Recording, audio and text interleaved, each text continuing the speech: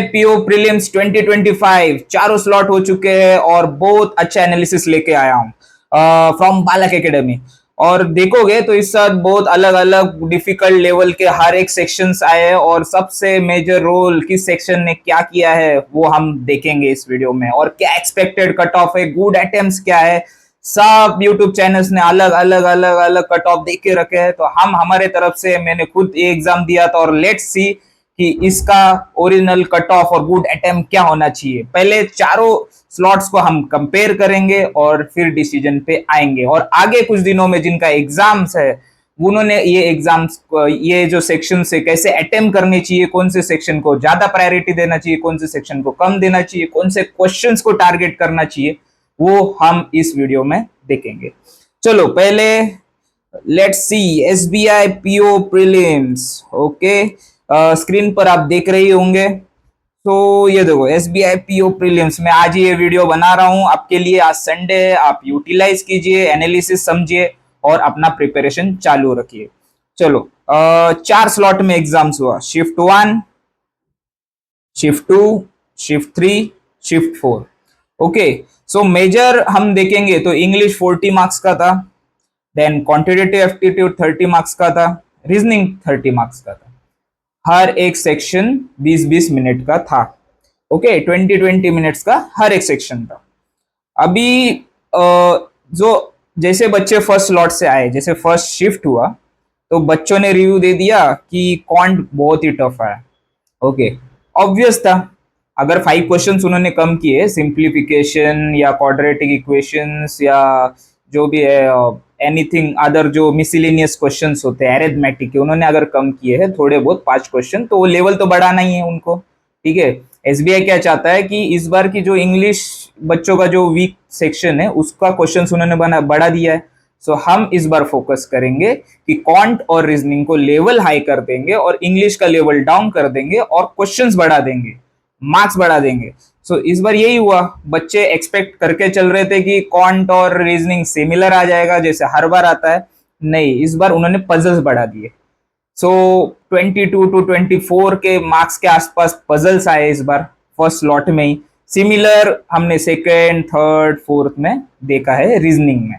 और डीआई की भी बात करोगे तो सिमिलर हुआ है, 2-3 डीआई आए और वो भी इतने लेवल आए, इतने लेंदी आए कि बच्चों ने बताया कि क्वेश्चंस में ही मतलब क्वेश्चन थ्रू ही वो आगे सॉल्व भी करना पड़ रहा था। तो लेवल देख लो, आगे जो प्रिपेयर कर रहा है उसको याद में रखना चाहिए कि आईबीपीएस पीओ में भी यही सेम कंडीशन हो सकता है, यही लेवल का पेपर आ सकता है। अभी से आप लोग प्रिपरेशन अच्छे से करो। और ये जिसने एग्जाम नहीं दिया है उसने बड़ी मिस्टेक की है, क्योंकि आगे का जो लेवल ऑफ डिफिकल्टीज रहेगा, आरआरबी पीओ, आरआरबी क्लर्क, सबका लेवल बढ़ने वाला है। ठीक है, ये दिमाग में रख के ही आगे प्रिपेयर करना है। सो नेक्स्ट, इंग्लिश सबसे इजी सेक्शन था, आरसी स्कोरिंग था, बस 20 मिनट थे तो 40 क्वेश्चन करना बहुत डिफिकल्ट फॉर स्टूडेंट्स। सो ठीक है, हो गया। बट जिसका इंग्लिश अच्छा था उसने तो भाई उसकी नैया आराम से पार हो गई होगी इस बार। और गुड अटेम्प्ट बोलोगे इस सेक्शन में, सो वो होना चाहिए था इंग्लिश में 25 to 30 मार्क्स। ओके, मैं क्यों ज्यादा बोल रहा हूँ, क्योंकि इस बार वैकेंसीज बहुत कम है, 600 वैकेंसीज है। सो पिछले बार से बहुत कम है, 2-3 हजार से मतलब डायरेक्ट कम आ गए, सपोज 1,500 के आसपास कम हुए वैकेंसीज। ओके, सो कॉल भी मेंस के लिए बहुत कम बच्चों को आएगा। और ये एसबीआई ऐसा एग्जाम है, मतलब ये टॉप का एग्जाम है बैंकिंग का, तो बहुत बच्चे जो ऑलरेडी अदर बैंक्स में काम कर रहे हैं वो लोग इस एग्जाम को बहुत अच्छे से टारगेट कर रहे हैं, जिन्होंने ऑलरेडी मेंस निकाल के रखी है। सो इस बार इजी टू मॉडरेट हम बोलेंगे इंग्लिश सेक्शन था, ये बहुत स्कोरिंग था, तो आप इधर स्कोर कर सकते थे। फर्स्ट स्लॉट की बात कर रहा हूं मैं, अदर स्लॉट में भी सिमिलर ही था, बट कंपेयर करेंगे हर एक स्लॉट को हम। नेक्स्ट, क्वांट बहुत कम, 8 से 10। जिसने डीआई में हाथ डाल दिया भाई स्टार्ट में, उसका खत्म हो गया उधर ही। ठीक है, तो इसलिए बोलता हूँ कि मिसलेनियस क्वेश्चन, अरिथमेटिक क्वेश्चन तुम स्ट्रॉन्ग कर लो। बहुत बच्चे बस क्वाड्रेटिक, सिंप्लीफिकेशन वही करते रहते, नंबर सीरीज ही करते रहते। देखो इस बार का एग्जाम पूरा डिफरेंट आ गया है, तो अरिथमेटिक आपको स्ट्रॉन्ग करना ही पड़ेगा। और ये भी याद रखो, अरिथमेटिक अच्छा अगर कर लोगे तो मेंस में भी आपको डीआईज में हेल्प होगा। सो डीआई इस बार मतलब डिफिकल्ट था, तो फर्स्ट लॉट में बच्चे पैनिक हो गए थे, बाहर आने के बाद रिव्यूज मिले। सो बच्चों का maximum attempt for quant was 8 to 10 questions. Next, reasoning. Reasoning similar ही है बट पजल ज्यादा है और लेवल भी ज्यादा है और वेरिएबल्स भी ज्यादा है, 8-9 लोगों के बीच में आया है पजल, मतलब 8 लोग है, तो फ्रीक्वेंसी बढ़ गया है। ओके, पहले 5-6 लोग पे एक पजल बनता था, लाइक 5 पर्सन आर सिटिंग, इस बार 9 पजल्स है, 9 लोग फ्लोर में बैठे हुए, ऐसे पर्टिकुलर क्वेश्चन आए, तो लेवल उन्होंने लेंदीनेस बढ़ा दिया। ओके, नेक्स्ट गुड अटेम्प्ट पूछोगे तो फर्स्ट स्लॉट तो पैनिक हो गया, तो 55 to 58 were the good attempt.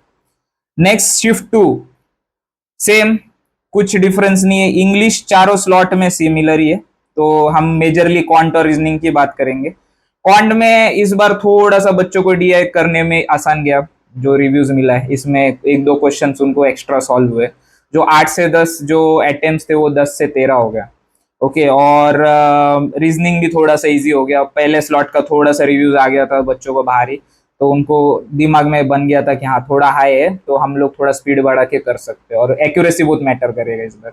और देखा जाओगे तो 56 to 62 was a good attempt for shift 2। Shift 3, shift 3 में भी easy to moderate English section. Next difficulty level quant का इतना भी बोल नहीं सकते, अरिथमेटिक के क्वेश्चन बच्चे कर सक रहे थे, और 10 to 14 was a good attempt. Okay, moderate to difficult reasoning का था, ठीक है, 20 to 22 गुड अटेम्प्ट है, 1-2 पजल अगर आप छोड़ भी दोगे तो आप कर सकते हो 20 to 22। नेक्स्ट 56 to 59 बोल सकते हैं कि जैसे जैसे स्लॉट ये हो रहा था, तो सेकेंड फर्स्ट इजी आया, फिर सेकंड स्लॉट थोड़ा, फर्स्ट डिफिकल्ट आया, sorry, first was the difficult slot, next second वालों का थोड़ा सा इजी, फिर थर्ड थोड़ा डिफिकल्ट, एंड फोर्थ थोड़ा और इजी हो गया, क्योंकि तीनों स्लॉट का रिव्यूज आ गया था, तब तक बच्चों के पास पूरा क्लियरिटी था कौन से क्वेश्चन आए क्या नहीं। Okay, so 56 to 59 was a good attempt। Shift 4, shift 4 में भी सेम 25 to 30 इंग्लिश, और difficulty level for quant was easy as compare to other 3 slots. Okay, तो बहुत बच्चों के रिव्यूज अच्छे आ गए थे, कि क्वांट वाज डुएबल, कर सकते थे 12 से 15, मतलब 30 में से 15 क्वेश्चन तक आप कर सकते थे। रीजनिंग भी 21 to 23 बढ़ गया था पहले के 3 स्लॉट से, और दिमाग में रेडी हो गया था बच्चों के कि ऑलरेडी डिफिकल्ट है, तो हम लोग ऐसे ऐसे क्वेश्चंस पिक करेंगे, उनको एनालिसिस मिला यही कैसे कि ऐसे ऐसे क्वेश्चन पिक करो, सो बेटर है। सो अगर आप देखोगे average attempts, so average attempts अगर हर सेक्शन में हर शिफ्ट का एनालिसिस करके जो मिल रहा है 25 to 30, मैंने 25 to 30 क्यों रखा है इधर, बिकॉज बहुत अच्छे स्टूडेंट्स है जो ऑलरेडी एग्जाम निकाल के बैठा है और जिनका इंग्लिश अच्छा है, और इस बार गेम चेंजर जो होगा, ओके, गेम चेंजर जो होगा वो इंग्लिश ही होगा, सो 25 to 30 तो इधर ही आ रहा है।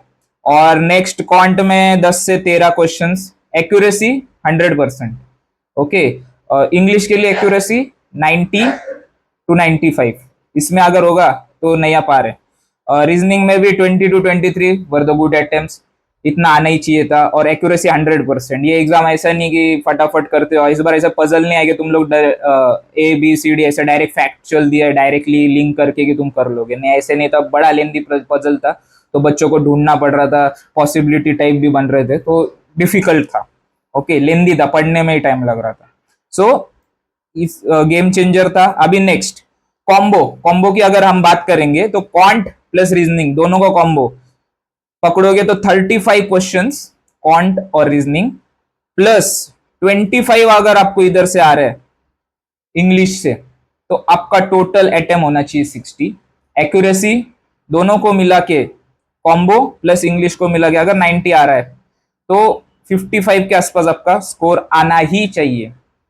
और कट ऑफ आगे बात करेंगे हम, ठीक है। और इधर देखोगे, देखो आरसी स्कोरिंग था, मैंने तो इधर ऑलरेडी डाल के रखा है, मिसलेनियस, डीआई डिफिकल्ट था, सिंप्लीफिकेशन लिमिटेड 2 से 3 क्वेश्चन, 4 क्वेश्चन ही थे, एरिथमेटिक था, ब्लड रिलेशन सिलोस के, मतलब मिसलेनियस बहुत रीजनिंग में कम आया था, 3 to 4 क्वेश्चन, और बाकी तो 20 से 22-25 क्वेश्चन तो सीधा पजल से।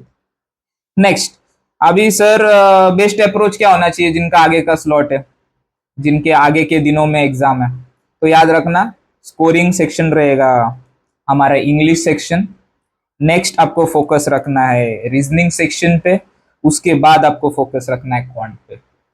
याद रखना है क्वांट में अगर लिमिटेड भी कर रहे हो, 10 से 15 भी क्वेश्चन अटेम्प्ट कर रहे हो, फुल एक्यूरेसी के साथ करना है। ओके, जो नए स्टूडेंट्स भी है उन्होंने फुल एक्यूरेसी के साथ क्वांट को फोकस करना चाहिए और लिमिटेड ही क्वेश्चन उठाना है। डायरेक्टली डीआई में उड़ी मत मारो, देखो कौन सा क्वेश्चन आ रहा है, मिसलेनियस कोई नंबर सीरीज आ गया 2-3 मार्क्स का, या सिंप्लीफिकेशन आ गया, वो आपको उठाना है। रीजनिंग में भी डायरेक्ट पजल में जम मत करना, छोटे छोटे ब्लड रिलेशन, सिलोज, वो सब छोटे छोटे उठा लेना, 10-12 मार्क उधर जमा कर लेना या 5-6 मार्क। फिर 2 पजल आइडेंटिफाई करना 4-5 पजल में से, उसको एक्यूरेसी से मेंटेन करो, तभी 20-22 आ जाएंगे। और इंग्लिश में तुमको बताया कि तुमको तो पता है कि फुल 100% एक्यूरेसी नहीं आएगा, तो 90% ट्राई करो, नहीं हुआ तो 85 to 90 के बीच में आपका एक्यूरेसी होना चाहिए और अटेम्प्ट्स अच्छे होने चाहिए इस बार इंग्लिश में, यही गेम चेंजर है। बट वो 40-40 नहीं करना है, 25 करो पर एक्यूरेसी अच्छी रखो, या 28 तक करो, तो इसके बीच में एक्यूरेसी रखो। सो वैकेंसी इस बार बहुत कम है। ओके, वैकेंसी कम है और बच्चों ने तो एवरेज अटेम्प्ट तो ठीक है कि 55 to 60 के बीच में एवरेज है, ठीक है, बट वैकेंसीज कम है, आपको ऑलरेडी कंपटीशन ज़्यादा है, तो यही फोकस रहेगा कि जो हमको पता चल रहा है और जो मेरा एनालिसिस है, बालक एकेडमी ने जो एनालिसिस किया है उसके हिसाब से राउंड 60 के आसपास कट ऑफ लगने वाला है इसका। क्यों? ऑलरेडी बड़े बड़े अच्छे अच्छे स्टूडेंट्स है जिन्होंने ऑलरेडी एग्जाम्स निकाला, वो इसको टारगेट कर रहे हैं। तो आपको लग रहा होगा मैंने 55, तो बहुत मतलब थोड़ा सा आप बॉर्डर पे हो, तो भी मेंस का प्रिपरेशन चालू कर दीजिए। Next, accuracy overall 90 to 95% accuracy होना चाहिए। और अगर यही हुआ, और ये बोलना चाहता हूँ नेक्स्ट जो स्लॉट्स में जा रहे हैं बच्चे नेक्स्ट डे में, एक्यूरेसी पूरा 90 to 95% लगे रखिए, तभी you will clear the exam. Okay, so with that this was the analysis from Balak Academy. Like करें, सब्सक्राइब करिए और शेयर करिए। बाय बाय, जय हिंद, जय भारत।